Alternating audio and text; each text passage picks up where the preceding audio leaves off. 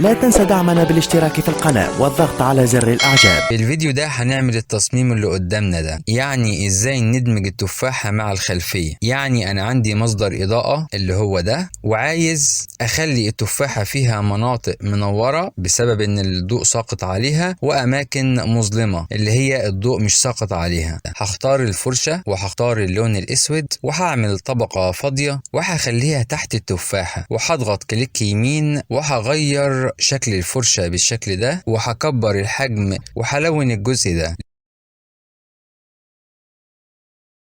وهعمل طبقة فاضية وهلون الجزء ده، لأن الجزء ده المفروض يبقى مظلم، وهقلل الشفافية لأن الجزء ده المفروض يبقى مظلم لأن الضوء ساقط من الناحية دي.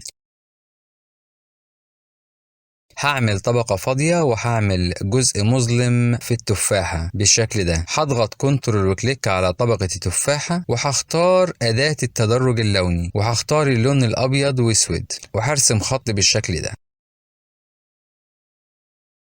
وهختار مالتيبل. هلون لون أبيض على الأجزاء الساقط عليها الضوء. هعمل طبقة فاضية وهلون بالشكل ده، وهقلل الأوباسيتي، وهختار اوفرلاي،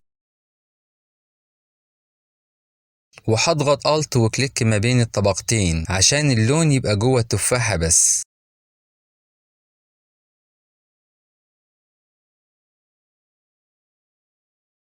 هغمق لون التفاحة بكنترول ال بس كده.